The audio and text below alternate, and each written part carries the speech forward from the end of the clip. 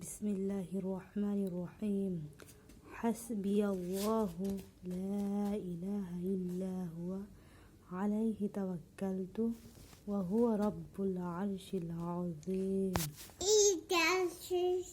অর্থ, আমার জন্য আল্লাহই যথেষ্ট, তিনি ব্যতীত কেউ মাবুদ নাই এবং তার উপরেই আমি ভরসা করেছি এবং তিনি একমাত্র মহান আরশের মালিক।